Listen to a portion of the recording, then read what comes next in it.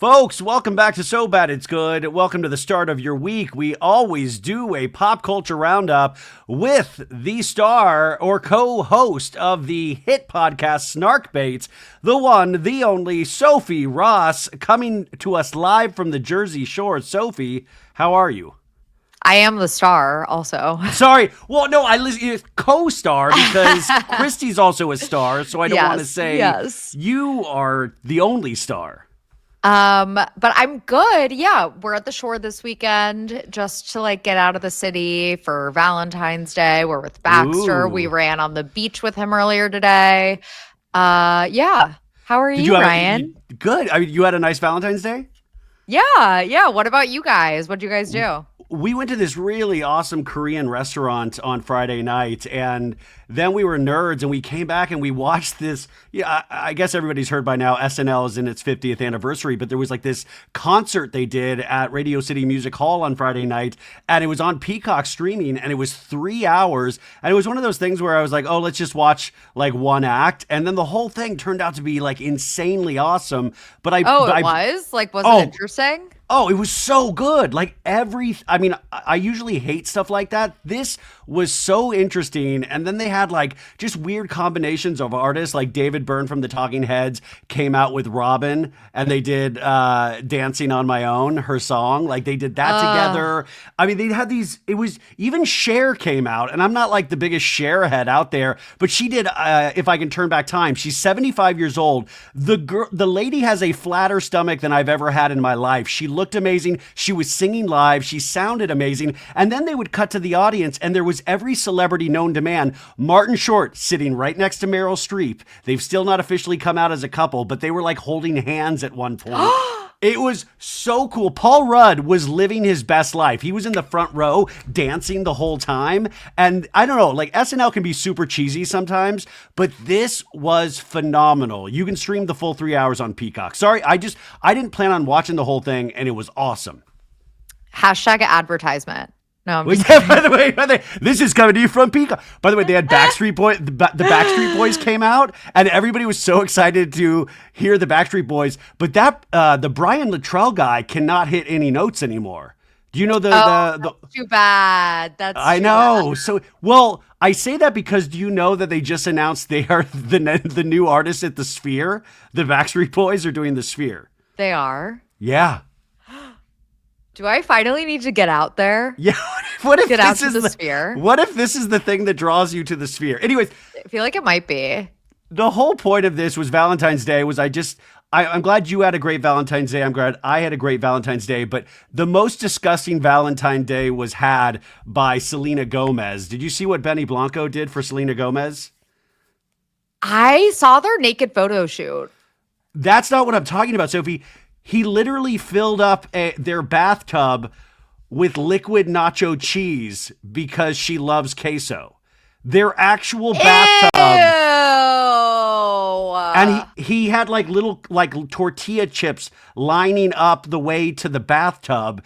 And that's cute and a funny Instagram photo, but that's disgusting. You can't actually eat that, right? I hope they didn't. Well, Sophie, if you're going to have that much, listen, you're not supposed to eat it, but I'm going to eat it.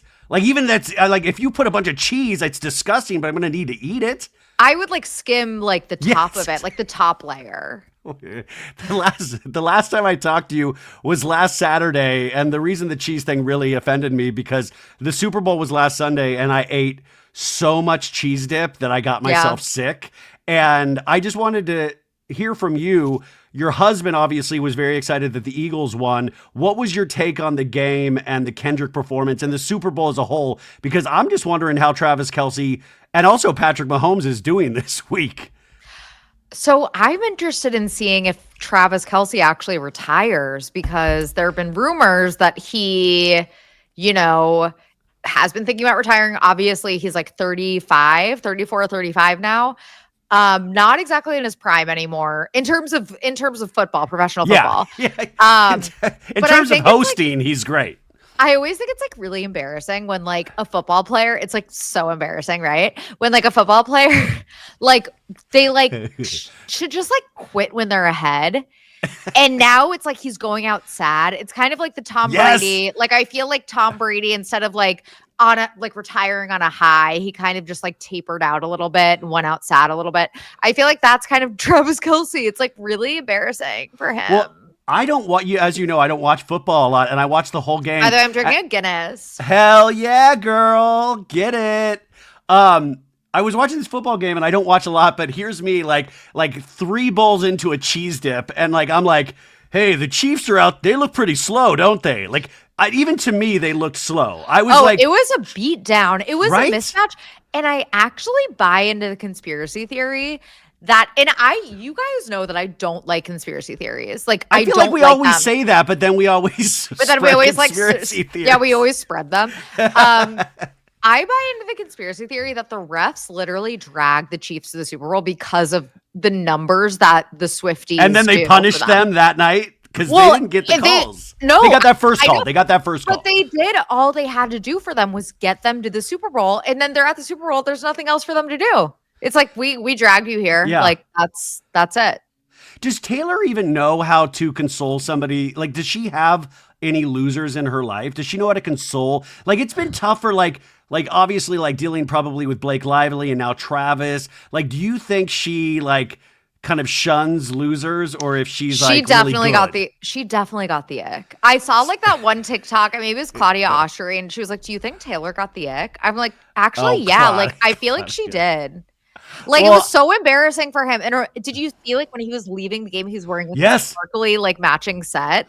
Oh, that was the saddest part. I talked about this, I think, Tuesday. He was, like, in this kind of 70s leisure attire, at which, like, he thought he looked all badass going in, and then he had to sadly wear it out. Like, wouldn't you have changed to just a normal with, like, sweatsuit? the light glistening off of him?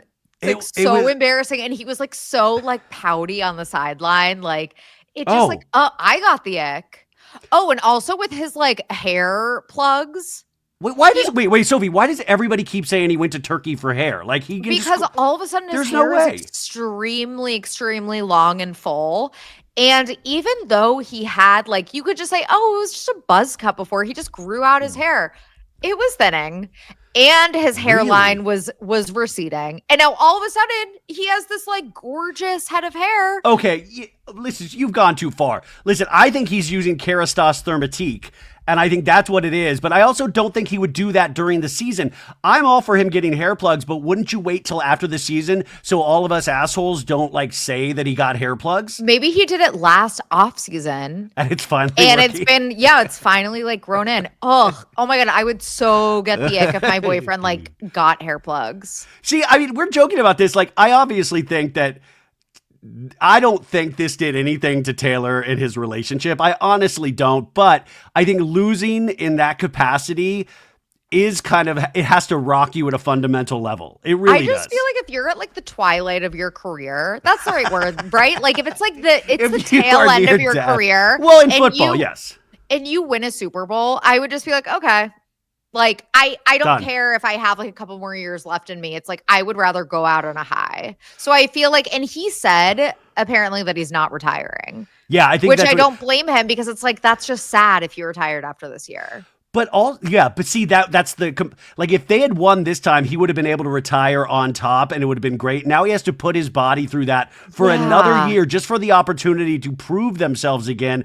And it also is something like the reason I think this is fascinating too. I'm not a football fan, but I was watching TikTok after TikTok of like every sports commentator saying, well, we've got to completely take Patrick Mahomes out of the greatest of all times list. He's done. He's completely done because he did not do this. He's a complete washed up joke and an embarrassment. And it just goes to show you, and especially in pop culture, one false move, the tides will completely turn. Yeah. For good and bad. Like you can be on the bottom and then get to the top. And I'm using it for an example. Tom Sandoval and the Traitors this week. You're at the bottom, mysteriously, you do something so fucking idiotic that you fail upwards and people are like, yep. I like that guy all of a sudden. This is why pop culture is insane. Wait, I have things to say about both. Yeah. Are we moving on to the Traitors? No, we can say wherever we want. It was a perfect example to show like if you just like wait enough to like if you just wait it out, things will eventually change. Like even if you're not trying, you're going to accidentally get the goodwill of people at some point, just depending on the day. People have short memories. Yes, we're so mad. We're so mad for years. I forgot why I was mad at Tom Sandoval. Like, I don't remember anymore. I can refresh. There was a galaxy light involved. There was a lot of things that happened, and he continually doubled and tripled down. But like, what a gift that NBC and Peacock gave Tom Sandoval. What a gift this man has gotten from them. You guys, like, the Traitors is so fucking good this season. It's not even the gameplay, Sophie. It's a flat out comedy. It's literally just Sandoval. You're right. It's You're a right. flat out comedy Sandoval? series. Well, Yeah. Sophie. Wait, okay. So this week, you guys, if you don't watch, and I really suggest you do, there was a doll challenge where the dolls, you'd have to listen to them, and they have a backwards nursery rhyme, and then the person would have to take that screen, like you sing it into a phone, so they can play it forwards in the castle and determine what nursery rhyme it is. And Sandoval took it upon himself because he says, "I'm the only one with any musical inclination in this group, dude." So he was the one of like. Do your best Tom Sandoval singing. And he like holds one of his ears like he has like an earpiece in, like that singers do, you know? Mariah Carey hitting the high note. He was like, and then I love when Sam as Ashgari. Sam Ashgari, yeah. Brittany's ex, who hasn't shown any personality except for the two most recent episodes. I think that his personality is coming out. Sam goes, terrible singing. Yeah. Terrible. Horrible singer. And, but you know, the thing is that Sandoval's it's so interesting because he truly is just being himself. He is not trying to put on airs. He's not trying to be comedic. He might be leaning into camera time, but this is truly how he is. And he is.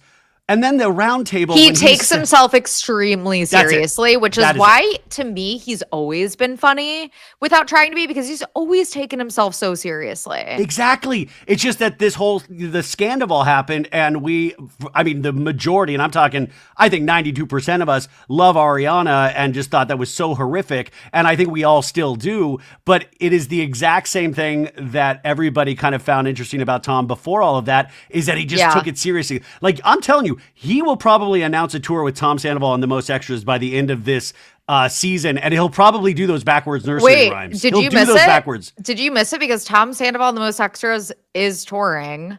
No. For real? They're going to, my sister texted me, they're going to Omaha, South Dakota, and somewhere in North Dakota. We're huge in North Dakota. We're huge there. Yeah. My sister was like, it's bad when like Omaha is like the biggest city on the list. Wait, Amanda, Sophie's sister, if you're listening, do not get tickets to Tom Sandoval and the Most Extras. No matter how sad you might feel, do not do that. It's tempting. And don't bring your child to that either. I know you have a She has a Sandoval baby. Yeah, by the way, she did have her baby during Sandoval. When Sandoval was happening. Oh my God, I can't find it now. Damn it. But yeah, they're touring right now. So you guys, if you're up there in South Dakota or Omaha, now's your chance. Let's do a so bad snark bait outing where we all just go to a Tom Sandoval show. Oh my God, please. Sophie, here's my prediction, though. I do a recap of the Traitors each week with Bergie from the second season. Yeah. And this is what I think. This is just from studying pop culture. I think Sandoval is going to win the Traitors. I think he could also.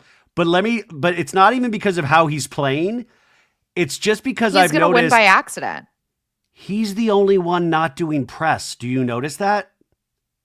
Ooh. And it's almost, if I've dealt with like a lot of PR people, it's almost like the PR people don't trust Sandoval to like keep his mouth shut, and he would like misspeak, because if you know Sandoval, he always misspeaks. So I notice everybody else out there doing interviews, or like I'll DM with certain like cast members and be like, can you come, like that, but Sandoval is not out there for, like, you've not seen him yet on a very special episode of Nick Viall. You've not seen that yet.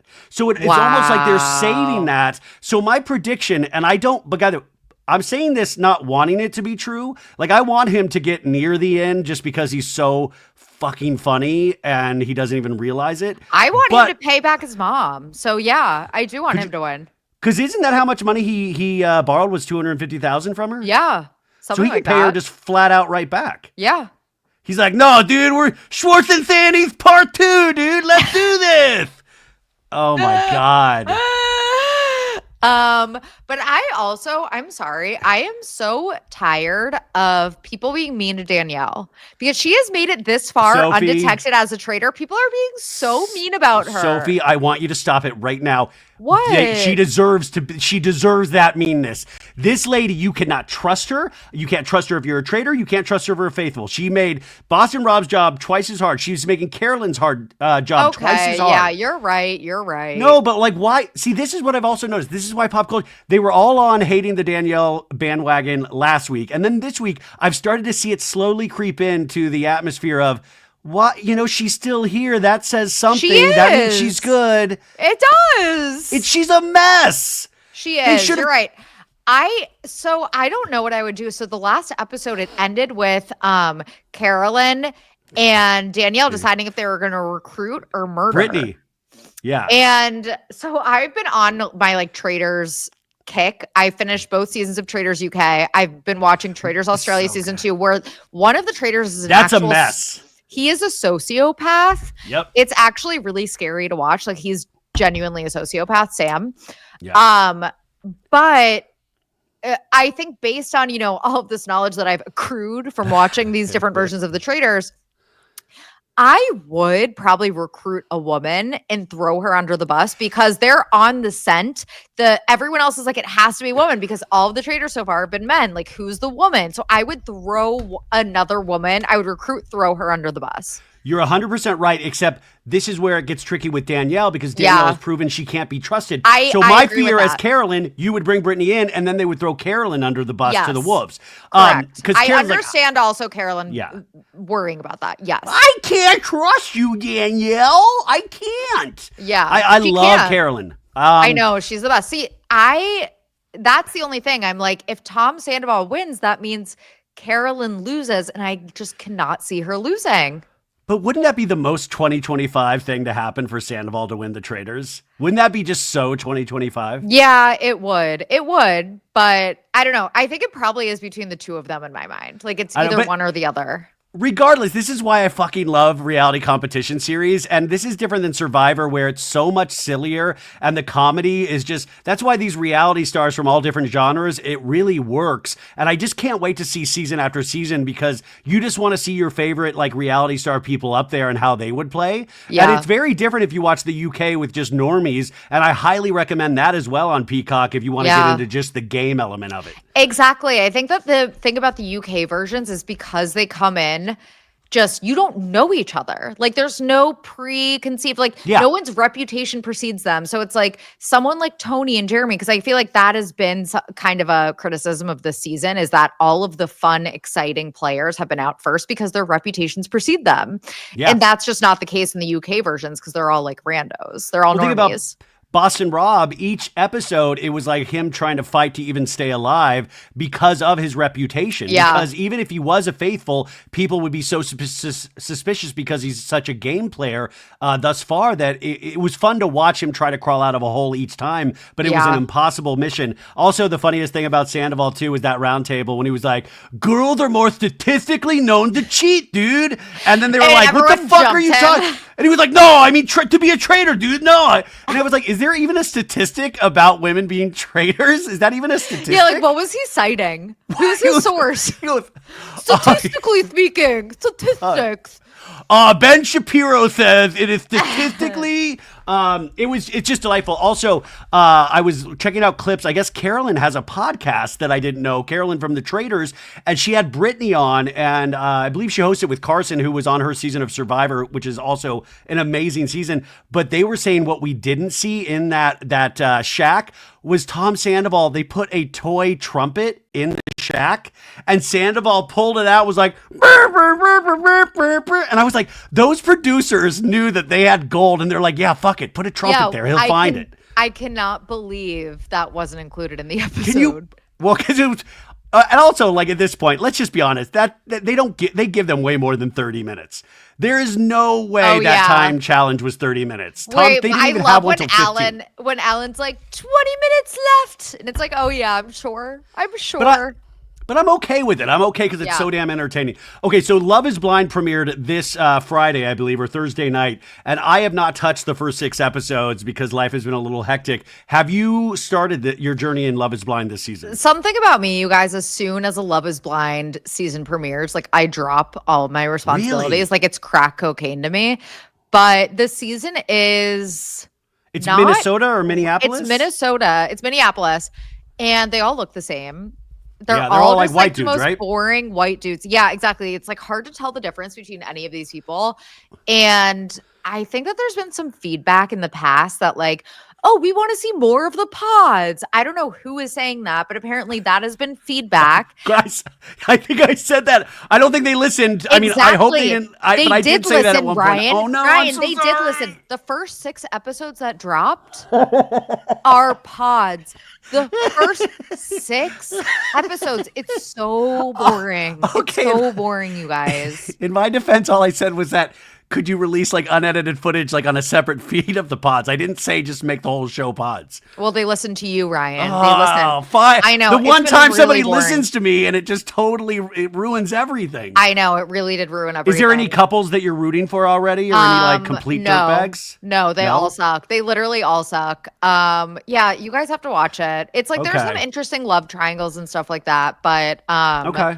For the most part, it's like the most boring white bread. There's one girl that's like, so I was listening to the Joe Rogan podcast and like, not to be a conspiracy theorist, but like I kind of am. And it's just like, oh my God. Set her up with Craig. Okay, that's a great entrance point. We also had the premiere of Summer House this week, you guys. The gang is all back, and one of them is pregnant.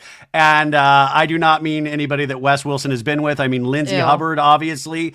And we got the tail end with that little clip of picking up cameras with Paige saying, I caught this guy texting 2 bitches while we were together. And then Craig Conover today is going to appear on the Tamron Hall talk show to talk about this for the first time. And I saw a clip on Friday. I'm sure you did too, Sophie. Yeah. Why is this like also this could be just weird editing on Bravo's part of he could have been texting women and it could have been like nothing. Like I'm not standing up for Craig, but Bravo sometimes will put some kind of tease out there and then it never comes to fruition. Where are you at on the civil war of Paige and Craig? I don't know. Do we care? It's hard for me to care. I think they're both acting kind of like immature. I think the winner of this breakup is the person who just stops talking about it, which I know isn't going to happen.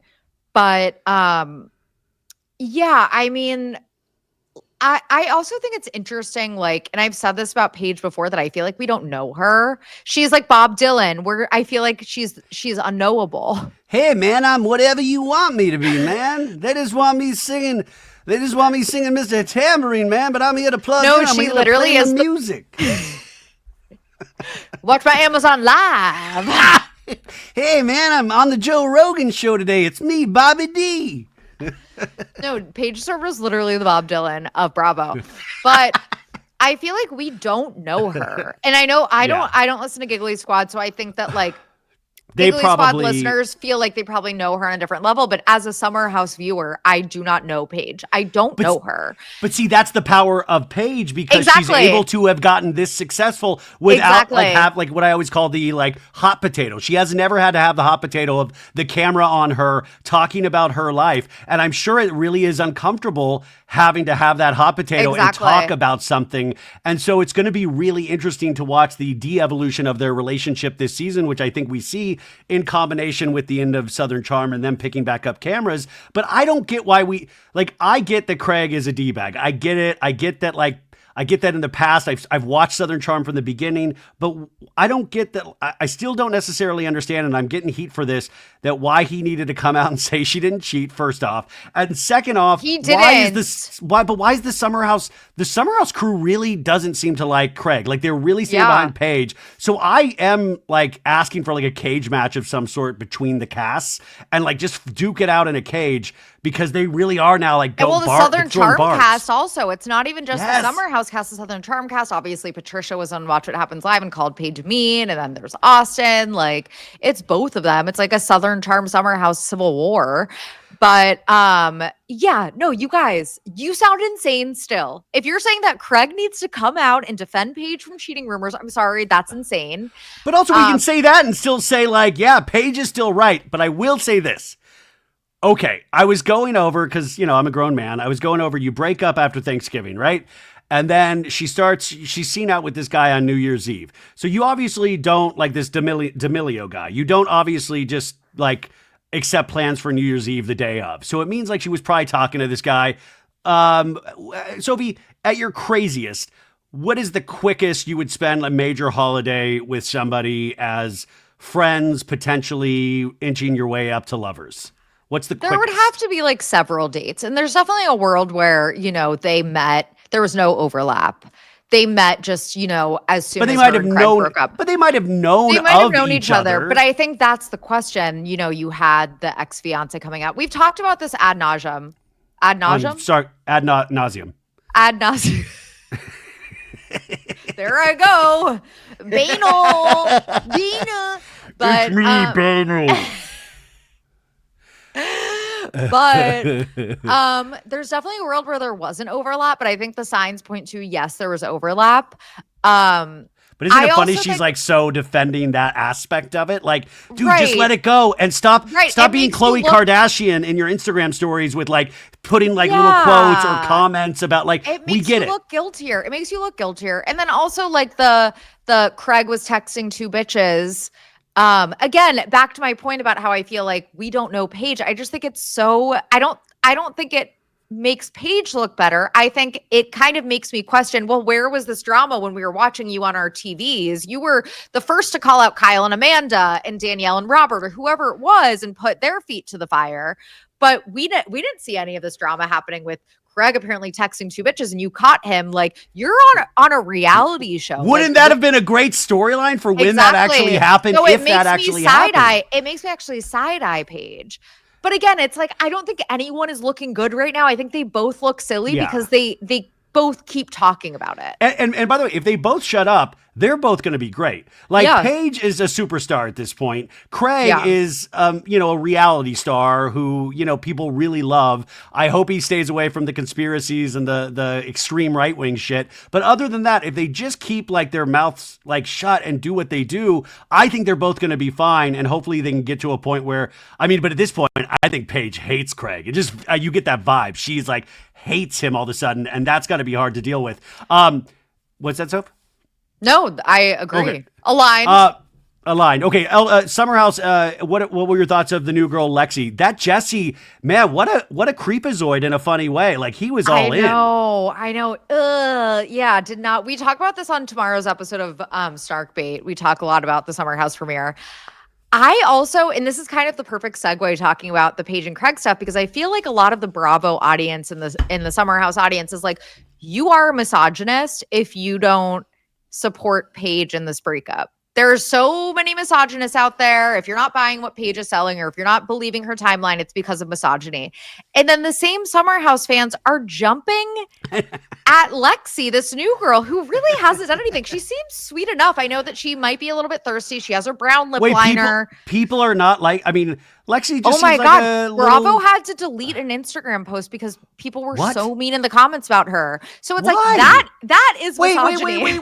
Wait. I'm not really on Instagram as much as I used to be. People are being really fucking mean about why? Lexi. Jesse was the one that was being like kind of overly aggressive and like, by the way, that was... she's like a hot new girl. And like, of course the Bravo audience hates that. And like, that is misogyny. And I'm like so annoyed. Weird.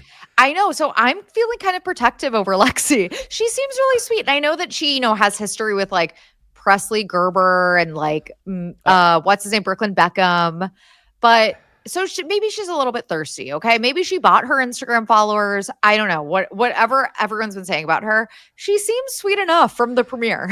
Yeah, I saw that she dated the Beckham kid, and I was like, Yeah. oh shit. Like Beckham to Jesse Solomon? Like that's interesting. But he's all in. And then of course Wes Wilson, who just is coming off like a walking Oh my STD. God, I hate this him. guy is like this guy just like you want to talk about nacho cheese like filled bathtubs. Wes Wilson, it feels like a nacho cheese filled bathtub. And then next week we see a clip of Sierra at a family dinner at the house going, let's talk about what you said in the New York Times. And Wes like reverts back to him at the reunion where he just has like, okay, like a scared boy.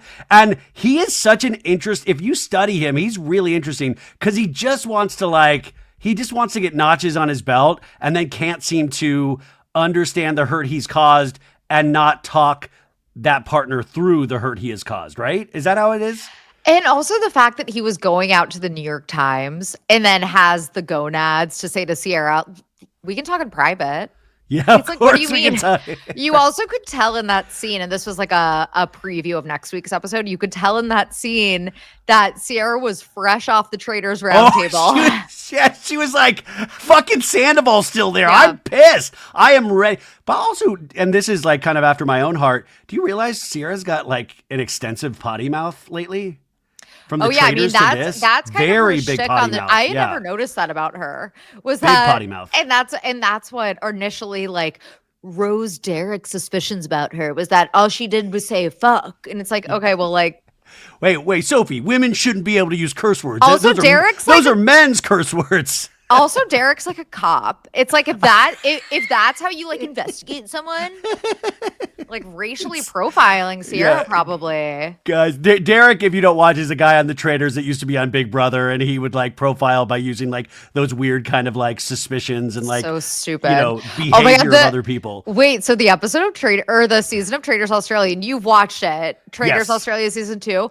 It is the dumbest group of faithfuls. And that's the thing. It's like you have this sociopath traitor who's very obviously the traitor. Like very, very, very obviously. But the faithfuls are so fucking dumb. What did you have? Like Hannah Farrier's on it from Below Deck. Below Deck. And it's on Peacock, you guys. But it was such a weird season in Australia that they canceled it after this season. They canceled There's no the more. entire show. There's no more. But the faithfuls are so dumb. And one of the dumb ass faithfuls, when he's like revealing if he was a traitor or faithful after he gets banished, he's like, so I'm one of the top investigators in Australia. I'm a top agent. I was undercover in a drug sting. And it's like, you are the worst investigator, quote unquote. That really sucks for his constituents. You've missed so many murderers in the course of your career if this is how you handle yourself. He has wrongfully accused so many people in his life. So many wrong people are behind bars because of him. Yeah. Like, it's so concerning. Finally back in Summer House, what do you think about the Lindsay pregnancy reveal? I love that it was a 19-page monologue. I mean, Carl Linz. obviously coming in the next day, posting it on Instagram, Carl finding it out that way. I mean, classic Linz. I don't even know what I have to say about it, but Classic it's just... Did you see Jesse's reaction? Dude, of course. And you know what? Initially, Sophie, I thought, oh, his reaction was, how could you do this to my boy Carl? But that was a little bit of it, but 80% of it was, we can't party with the pregnant lady here. How am I supposed to jay off in this place with a pregnant lady here? That was more of his concern. It's like you're standing in the house that Lindsay Hubbard built, Jesse Solomon. Yeah. Like, know your place. He goes,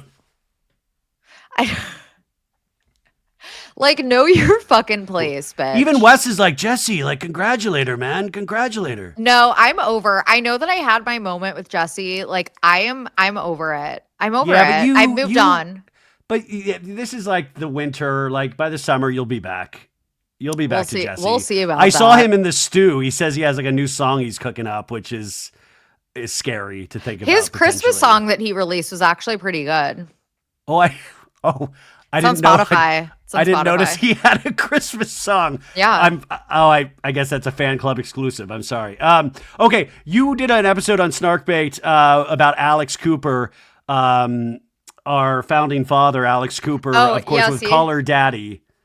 Oh, she pulled it up on Spotify. Wait, guys. Okay, so Spotify, it says like how many monthly listeners. Jesse Solomon has 704 monthly listeners. And just like give you an example, like I was listening to like a Paul Simon album. He has, I think, 9.3 million monthly listeners. Jesse Solomon has 704, but you got to start somewhere. And I love that one of those 704 is Sophie. Yeah, of course. Okay, so that's good. What did I just say before? What was I just blabbing about? Oh my Alex God, Cooper. Sorry. Yeah, Alex Cooper. So Snarkbait did an episode about Alex Cooper, and I wanted to get your take on this or explain it to me because she just signed this huge contract at Sirius, and when I'm over there for Jeff Lewis, I see the Unwell Studios now. They've like branded a whole studio for her, and I know she brought over the influencer Avery Woods for a podcast, which went horribly wrong, I guess, because Avery interviewed Harry Jowsey and talked about would you have sex with me because I got a C-section, so my private area is pristine still. And she also kind of made fun of Christians, and I guess it went horribly wrong because she said I don't think she's a podcaster. Her Christian haters would get butt fucked by Jesus. Well, that's an interesting take, and who knows, right? But what a wild. Sure. See, but also isn't that something you say because you think it's going to be like really funny and buzzy? Like I don't feel like that just came out of nowhere. I feel like that. Don't you feel like that's something she's like, oh, I'm trying to be like cool. I'm trying to be cool. Yeah. And I don't know. Works. It's just embarrassing. And we actually do talk about this on tomorrow's episode of Snarkbait too. I don't know. I think that the fact that Alex Cooper is hitching her wagon to people that say things like this, and also Harry Jowsey. Harry Jowsey is one of the unwell people. It's like, why are you hitching your wagon to just like dumbasses like this that I guess are interesting to some people? I don't even find them interesting. It'd be one thing if they were controversial, but like interesting. Well, this is what I'm curious about. So I'm not a regular listener of Call Her Daddy, but of course I've seen millions of clips over the years. So how are you rebranding yourself from what initially was the Call Her Daddy, which was like a sex type podcast with two women, Sophia Franklin and her. Then you rebrand and you become what you want to be known as, like a really hardcore interviewer. Businesswoman. But having like great interviews, great conversations with like of the moment people and really, successful people from the past. How do you do that? And then now trying to keep that, but also make yourself like a Barstool Sports where you're bringing on Avery Woods and Harry Jowsey, which are really popular, but I would argue also the Harry Jowsey of it all, like he's been kicking around podcasts now for a couple of years. He started on Netflix Reality, and I've never once seen a clip of him where I'm like, dude, that guy's talented. He should keep podcasting. His podcast apparently is a flop.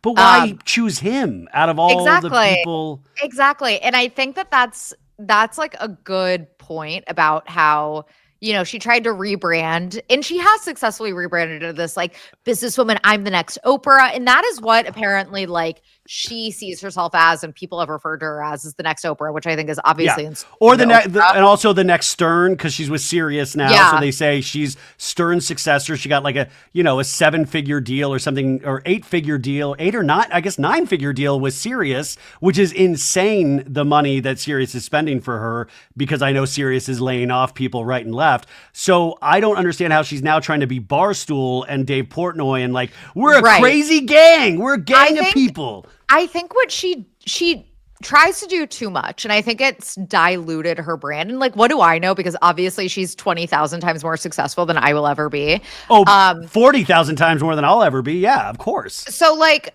you could argue she knows what she's doing. In my opinion, I think it's really diluted. It's like she wants to be the businesswoman. She wants to be the crazy, like unwell party girl. Let's have parties everywhere. Also wants to be like sports. She has a new pop culture show, True Crime. She branches out on everything. It's like too much. Like she's trying to do literally everything. And I think it just doesn't make sense. At least I work in like marketing and branding for my full-time job. I'm like, I would focus on what is your brand? Like who is your audience? What is your brand? What do you want to offer your audience? I feel like she is so all over the place in a way that I think really dilutes her brand, but that's just me. Again, it's like, what do I know? No, it'll be interesting. It's really interesting to do a case study of this, of how you grow. And like on any business, are you growing too fast? I remember in LA, what was that burger? umami burger. There was this umami burger that was really popular about like 12 years ago in Los Angeles.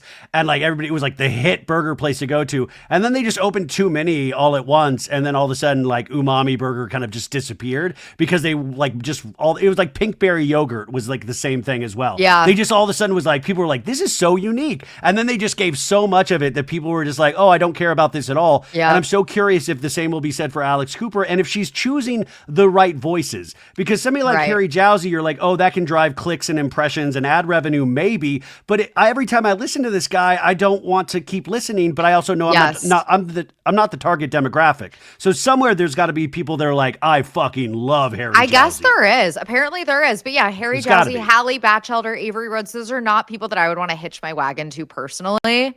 Yeah. But again, it's like maybe there is an audience for that. I don't know who the audience is personally, but yeah.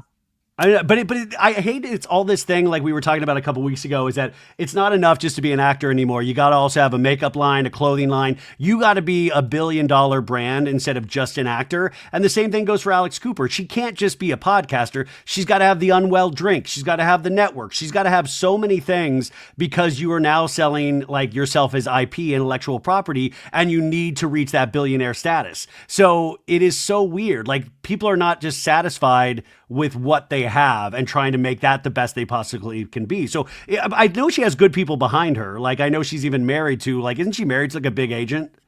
Matt Kaplan. Yeah, isn't he like a big guy? I actually just read, where was it? Maybe it was like a Demois blind about how Matt Kaplan is like that is like the business mind, her husband. Yeah. And apparently he's been pissing people off according to this Demois blind that I read. So yeah, well, watch out, Matt. Snark bait's coming for you. You're next, buddy. Yeah. They wish that they could sign Snark bait. By the way, you never know. That's why it's so, you just never know. Honestly, you never know in this business. Thoughts and prayers go out to Mauricio Umansky. He had a tough week on the hills skiing this week. He broke his clavicle. He wrote in an Instagram post, "Thank you to everyone who has reached out. I have felt so much love and support. I had surgery on my clavicle. It was a clean break, but required a metal plate and 12 screws. I expect a speedy recovery." He did this with like his skis in the snow on an Instagram post. Yeah. It was almost too much information, Mauricio. I don't feel like you even owe us all of this, but also that's got to suck because he was like in his prime of banging early 20s girls. Like he was like really like going for like the young influencer types. And this has really got to like kind of slow him down a little bit with the clavicle. Yeah, definitely slow. He's going to be like looking more his age when he's, yes. Yeah. Like think about like Mauricio couldn't be on the Unwell network with Alex Cooper. He's too like, if you see that metal rod, that is going to turn off that younger demographic. Right. Exactly. Yeah. So thoughts and prayers, but also on a serious note, thoughts and prayers truly go out to somebody that we've always teased, Teddy Mellencamp, who obviously this week announced that she has a couple tumors that they found on her brain, and they immediately operated.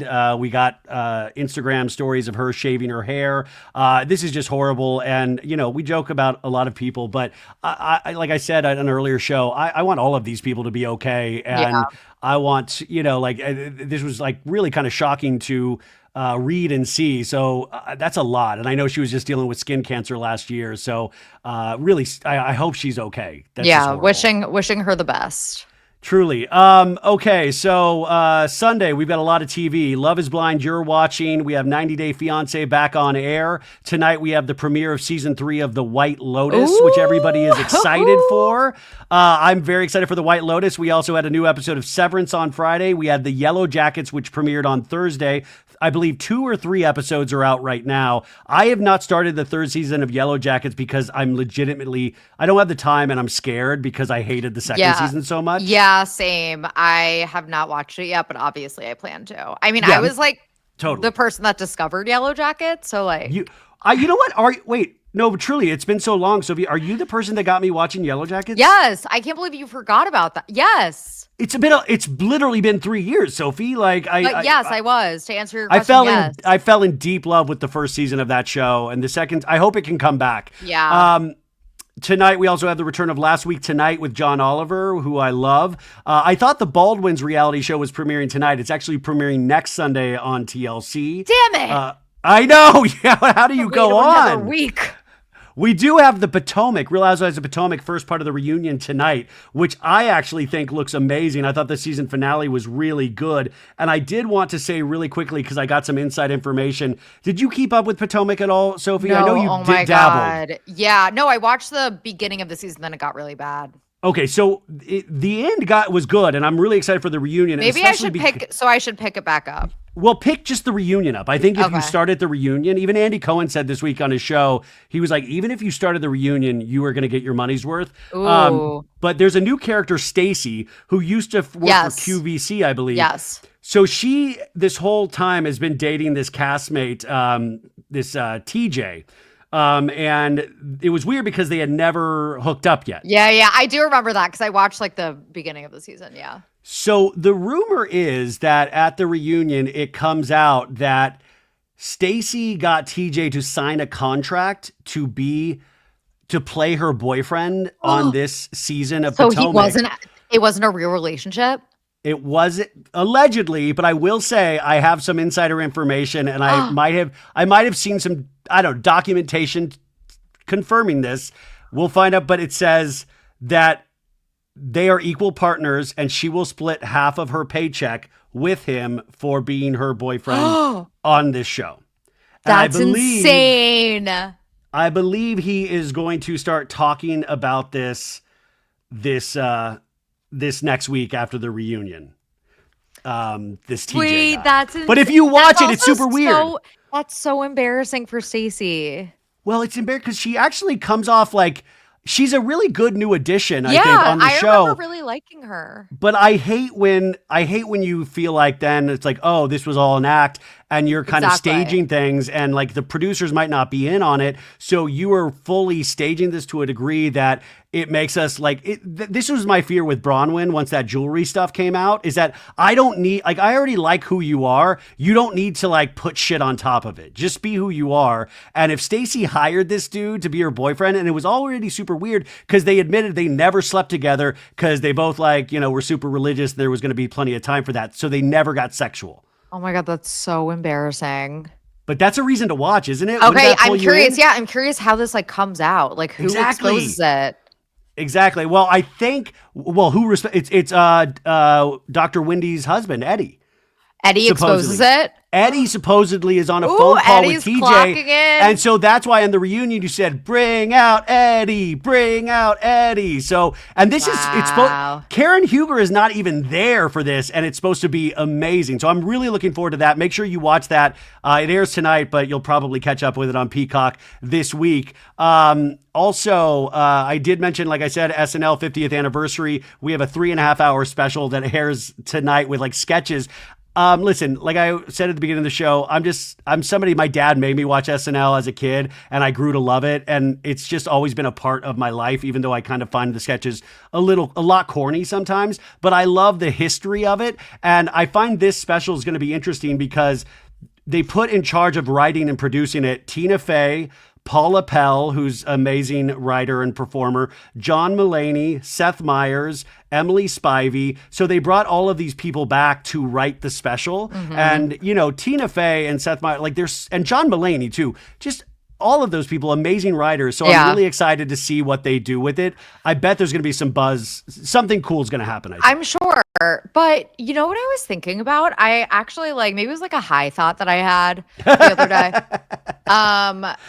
When was the last time like a mainstream celebrity, because it used to be a jumping off point for actors and comedians being on SNL. When is the last time we had like a superstar come out of SNL? It's been a really long time. But he hasn't. I guess I wouldn't even call Pete Davidson like a superstar. I think he's more famous for like his, off-screen antics. Yeah, he has not lived up to like that. For that brief like 1.5, 2 year period, he was like gearing for superstardom, but it also just turned out to be he was dating Ariana Grande, Kim Kardashian. Also, I hate him without tattoos. Did you see that new Reformation campaign? Oh my God, it makes me so uncomfortable. So this is where I was leading to, because tonight, one of the presenters or the people that will be part of it is Dame Kim Kardashian, knighted by the British acting thespians. She's going to be there because she takes sketch comedy very seriously. And Pete Davidson is going to be there. And Pete Davidson is now the Reformation poster boy in all their ads. Is this kind of a dig at Kim because of Skims, Sophie? This is what I wanted to ask you. Because it's all I don't know. shots. I actually didn't get that vibe. And he's not advertising. Like, Reformation doesn't have men's clothes. See, that's what Rebecca said, but I was like, why is he on undies without his tats? Because we're talking about it. We're talking about it. And it's just, brand awareness for Reformation. Basically, the theme of the campaign is he's the boyfriend of the brand, the official boyfriend, and it was their Valentine's Day campaign. But him, blank, without the tattoos. Without the canvas. Is so scary to me. And there's something just so off-putting about I guess he spent like $250,000 on tattoo removal. And also he's spray tanned. Yeah. He just doesn't look like himself. And I definitely thought he was more attractive when he was when he looked jaundiced a little bit. When he looked anemic and had the tattoos. Now I'm you look healthy, and I'm sure he is healthier. What kind of message are you sending to the men out there that you don't want men looking healthy? I'm happy for him, but no. No. So the tattoo removal has really skeeved you out. Yeah. You want full body Tat Pete back. And by the way, at this point, I feel like at this point he will eventually do it all over again. It'll just be new tattoos. It's just he had weird ones. Didn't he have Family Guy tattoos and weird shit like that? Yeah, but I mean, I've never gotten a tattoo, and not that I would judge anyone. Well, also your faith says that's no bueno. Yeah, so in Judaism, you're technically not supposed to. A lot of Jews have tattoos anyway. I just am so indecisive. I'm I could like something today and then hate it next week. There's just nothing that I would want on my body forever. I know. But I feel I don't know. It just is so weird seeing Pete Davidson without tattoos. I'm ugh. Do you know the first year of this show, there was and I used to talk about it. I would say 70, I would say about there was a 70% chance I was legitimately going to get It's All Happening in the same place Scheana did on my. Ryan. No, Sophie, I'm not even joking. This. No, I know you're not. Because I just thought well, what else is my at this point, if this podcast doesn't work, I'm not going anywhere else. So why not just do it? It'll be a funny thing for the gram.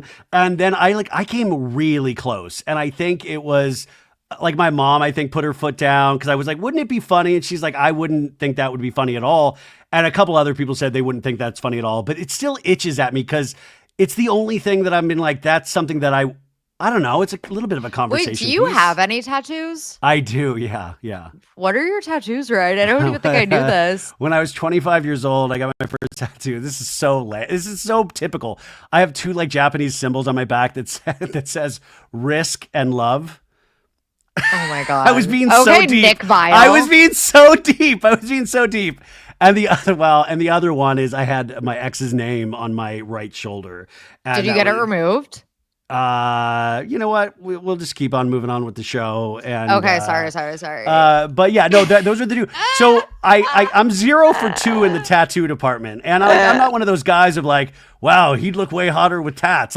There's no benefit in it for me. There's no the only things I really love are reality shows and Batman. At this point, there's nothing. Wait, you know what I just realized? You know how Nick Viall just woke up one day and was I'm just gonna turn into that guy with the sleeve tattoos. And also I'm an extra from Yellowstone. Yeah. He didn't even I feel most people they accumulate over time. You get a tattoo. He just woke up one day and had 75 new tattoos. Do it all now. He did the opposite of Pete Davidson. He truly did. Well, you know what? We're both fans of Severance. I was if I could get severed, I would do a full arm or two, and I would just have my innie do it. I wouldn't want to be there, but I'd have my innie do all my tattoos. Because it'd be painful. Yeah, and also just time consuming. It'd be a lot of time to sit in a chair, and I would I'm already weird at the barber with awkward conversations. I don't know how to have normal conversations, so I wouldn't want to just sit there on a tattoo chair because I'm just not good at that. Much. Yeah. Oh my God, how can you make small talk for that long? Yes. That's even even getting your hair done. I'm just okay, I've run out of things to talk about. See, I figure you would be great at it. I figure I feel like you're one of those people that makes friends with cashiers and stuff like that. No, I don't think that I'm good at small talk. Okay. Well, Okay. listen, But thank you for I'm gonna thinking take that I your word. am. I'm going to take your word for this if I find out differently. Speaking of people with like weird tattoos, Drake has a new album that just came out this past weekend. And it is an album with the artist Party Next Door, and it is getting raked over the coals. I didn't even hear about this. Wait, for real? I literally didn't hear about this. So the song, the album is called Some Sexy Songs for You, and the S's are dollar signs, and it got released on Friday, and I shit you not, one of the songs is called Give Me a Hug. Like Carl Radke from Summer House, Give Me a Hug. That's what he entitled one of the songs. Give me a hug. Give me a hug. No, Give me a hug. The other songs are called You Look Great, by the way. And put your weight on me. I want you to be softer for me. Soft. Yeah, I say it's called Craig Conover and the Soft Boys is one of the song titles as well. So, but it doesn't really wade too deep into the waters of Kendrick, but it is weird to release what I'm like, I was listening to a little bit and it was I just don't think I had the ear for it. But then online, it was just getting like raked over the coals. And he's in Australia right now doing a tour. And he comes out, I think we already mentioned this, that he comes out with like bullet holes that are smoking, like it's an effect. So like he got like shot by Kendrick and taken down, but he arises. Oh my God, it's so stupid. Isn't that funny? Stupid. Poor Drake, man. I know. Guys, Euphoria went back into production on season 3. The kids are now going to be like 50 years old getting 401ks, but they started filming. Is that exciting? Does anyone care anymore? See, that's what I don't know. I think we might have waited too long. It's not like Severance. It's Euphoria. I know, right? I feel like they like just lost momentum and people don't really care as much anymore. But I am curious. Apparently, the actress who plays the drug lord. Oh yeah, Martha. Yes, Martha something. Martha Kelly, or that? Something like that. She's back. So I think they're finally going to close the loop on that storyline because that's something that's really bothered me. Because she took all the drugs and I was like, how did Zendaya take all the drugs and not have to pay that lady back? Yeah, exactly. That always pissed me off. So like, I do care about that storyline. Where do you think Jacob Elordi's character is going to be now? Oh my, where did we even leave off? I don't well, remember his crazy dad played by Eric Dane and he was like bisexual. It was like crazy. So I don't even know where you pick up. Anyways, a couple more things before we leave you guys. I should have said this earlier, but this was a Demois post. Which, by the way, shout out to Sophie and Snarkbait. They got mentioned on Demois this week on the podcast, which is super, it's exciting. And I got so many DMs that I was like, oh my God, they just said Snarkbait on Demois. And I got really, at first I got scared. And so I think that's great because we want to bring as many new people to that show as possible. But she was like, I don't know what that is. Talking about Snarky. The Craig voice. I think she might be coming on soon, so I will let her know. So this was a Demois post that I forgot to read earlier. This says, this giggly Italian Bravo celebrity who's rumored to have been DMing an Italian sports VP might want to be careful how much she puts out there. Rumor has it the proof of the inappropriate DMs to her new beau while he was engaged are about to drop. So you saw this, right?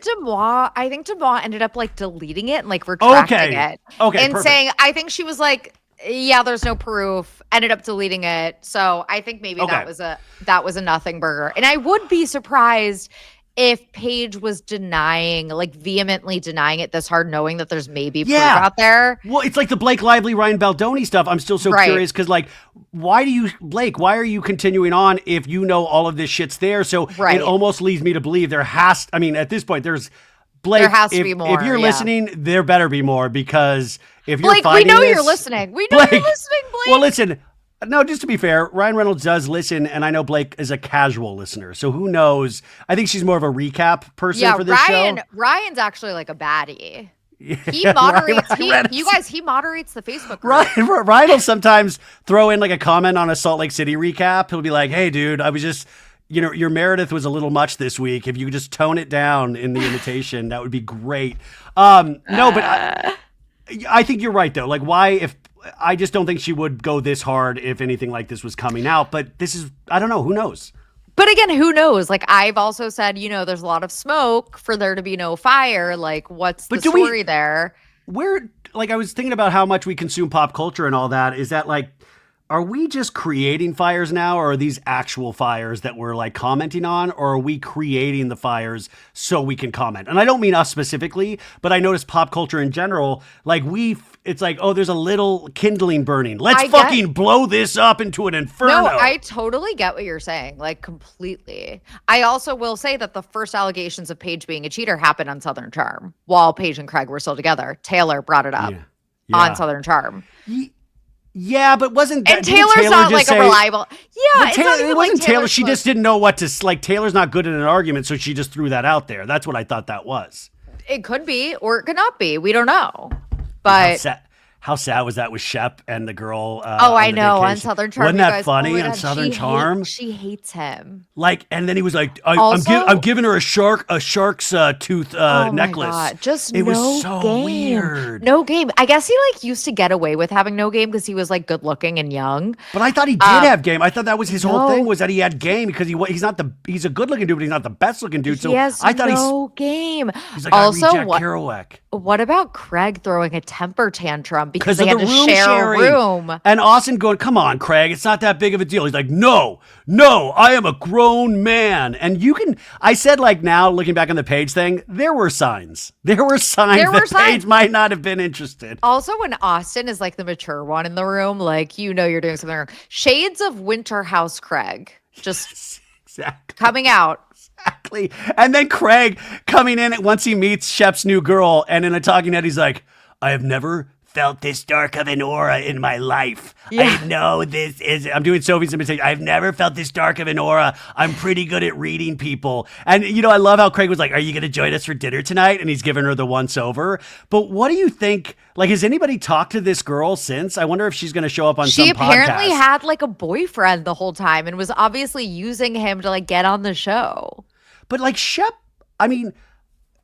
smarter than that. Like, Shep really got blinded this hard. Like, he's been in this game for a minute. He saw a hot, beautiful, young thing, 20 years his junior, and was like, yeah, why not? Yeah, this is my life. ignored the red flags. This is my shot at the substance. Finally, Severance, still loving it. Are you still loving balance. It? Are you still loving Severance? Yeah. Or did you tap out this week? Okay. Oh my God, no, of course. Severance is so freaking good, you guys. And I love how they could have gone like two routes. Like, I feel like prestige television will sometimes do the thing where like in a second season, they're like, we're just going to keep like teasing you guys. And it's going to be like nothing really happens, but like we'll drop hints. And then all of you guys can talk about your conspiracy theories, but nothing really happens. Yeah. They're actually like things are happening, like things are moving along, which I really things appreciate. Are happening, but they're also answering or bringing up new mysteries that we don't like. So that's like a perfect way because I've been walking lately and I've been listening to the Severance podcast that Adam Scott and Ben Stiller host. And I'm not like a big, like they host a podcast where they talk about each episode. So I've been fully nerding out. And what they're doing that is so great is just, I was thinking about all these mythology series that have mysteries and, whether it be Lost or Yellow Jackets or Game of Thrones, they slip up at some point because they let their mythology, they let the audience get almost smarter than them. And it feels thus far that they are still in the driver's seat and not the audience. Whereas like with Lost and Yellow Jackets especially, the audience had better storylines and predictions than the actual show did. And that's what makes me nervous is that I hope they can control this thing. And they just started the writer's room for season 3. And I'm like, you motherfuckers, you didn't start that a year ago? Like this should have already been ready to film. We are rabid for this shit. It took 3 years to get season 2. Can we stop normalizing that? Like 3 years in between seasons? Like it started with The Sopranos. They were the first ones to push and like they almost did a 2-year wait in between seasons. And then it became normalized on HBO to give creators like things like that. And now it's spilled over to Apple TV and all of these other things. Like we gotta like rule this with an iron fist. I know, like crack the freaking whip. I'm sick of this shit. Yeah. No, seriously, get your shit together. But I love it. I was like, I think in my 20s when the last season of Euphoria was on. I am firmly a 30-something now. Like I was like I was in a different era of life. I think I was single. Now I'm married. Like, this is just not normal. By the way, that's how we should see the rest. We should all benchmark our lives through seasons of Euphoria. And what I'm scared about personally is that I won't make it to see the new season of Euphoria. Like on my gravestone, it'll be like, he never saw the final season of Euphoria. What happened with the drug suitcase in Rue? On my gravestone. Do you ever think about that? That's like where my mind was like, when I die, I'll be bummed because I'll know there'll be a new Batman movie coming out because they're always like remaking Batman films. Yeah. And that will always like bum me out because I'll probably... I mean, I could die just accidentally, but I'll probably like, I just can't think. I'll just be so bummed to miss like, oh no, the new season of Salt Lake's coming out and I'm dying. Like, I'm not going to see it. I'm going to be one of those guys that they ask Andy Cohen of like, this guy's on his deathbed. Can you show him the finale of Salt Lake before he dies, before the audience? Like I feel like that's going to be me. Actually, Henry and I were at one of our favorite restaurants at the Jersey Shore last night. And we were like, what if heaven is just like a strip of our favorite restaurants that we've been to around the world? So what if heaven is just your favorite restaurants and your favorite shows? And look, dude, I don't know how I feel about the afterlife, but I know, we talked about this a little bit last week, the afterlife. Yeah, but I love that idea. And then hell would be like your least favorite restaurants or like your waiting least outside. Favorite restaurants and your least favorite shows. It would, it would be Roni reboot. You're like the first season of the Roni reboot again. But if seriously, if we could if somebody could give us information, if heaven has I always say this, if heaven has a cloud service that we could watch all the shows that we've always wanted to watch, don't you think people would treat each other a little bit better if they knew we were going to a place where like you could catch up on every season of Law and Order? And also like you have your own like bedroom and you can just like scroll on your phone. Yeah, like you still in bed. Yeah. I want to do an addendum. You still get access to like social media. You can't post on it, but you can still read it and laugh about it. Yeah, you can. Yeah, you can lurk, but you also have a greater understanding of humanity. So you get that like it's peaceful. You're not getting angry reading social media. Right. Exactly. Because you can't. Yeah, what if God turns like out to be some weird Elon Musk character and you're like, fuck, it's Elon Musk. No, Elon like buys heaven. Exactly. I've tried to buy OpenAI and I've tried to buy heaven. And I have 18 billion kids at this point. And I've created more people than God at this point. I hate him. I hate him so much. And it's so funny because everybody hides under this Elon thing of like, he's done so much for us. Has he? Read about Elon Musk. Like and also this AI shit, which I know is not his main thing, but he wants to like buy it. It's like, AI was promised as something that could eventually cure cancer.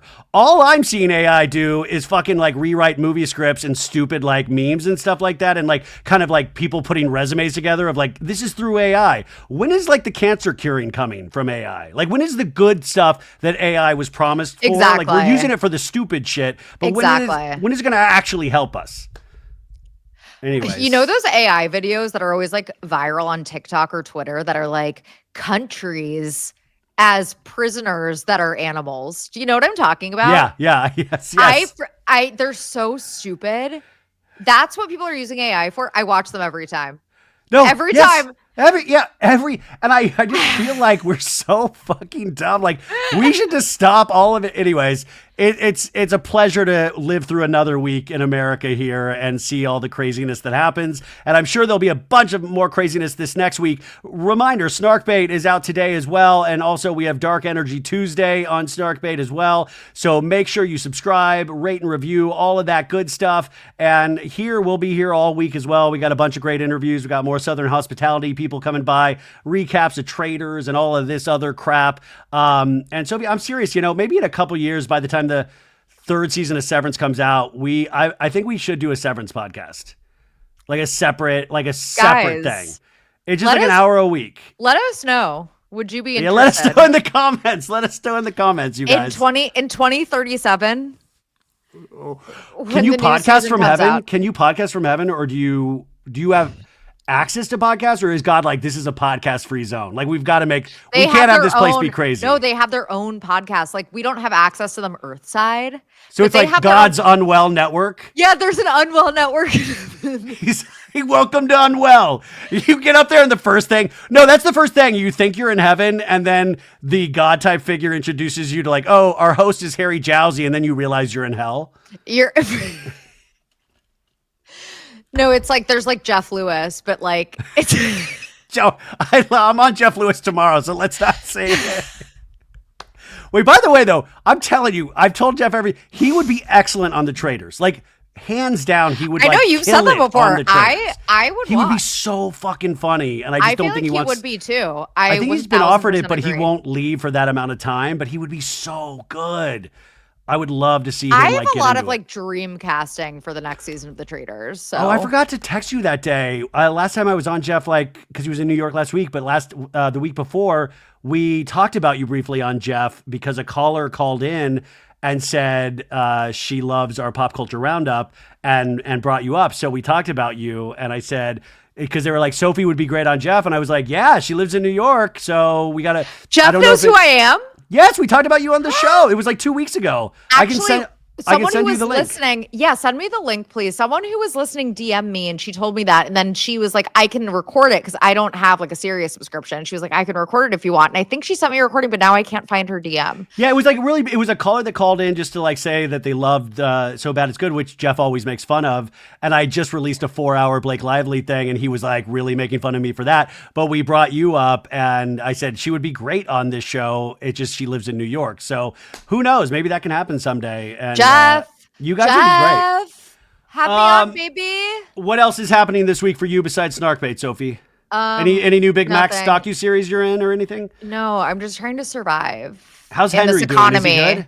Is Henry He's good? He keeps making faces at me because I've been screaming, I guess, into the mic. Sorry, buddy. Sorry. He keeps making faces because he goes, shh. Even though there's no one here. We're in an empty house, you guys. Wait, he David Schwimmer from Friends showed you? He literally does. There's no one here. It's fine. It's fine that I'm screaming, right? I mean, that's how I do the whole podcast is screaming. Yeah, that's just like, that's my baseline. Well, apologize to Henry. He's probably upset that you said you like Pete Davidson with tattoos. He's probably upset. He's gonna like show up tomorrow with like a sleeve tat. Like, what's up, babe? Henry, can you imagine Henry? Can I talk to you about Bitcoin?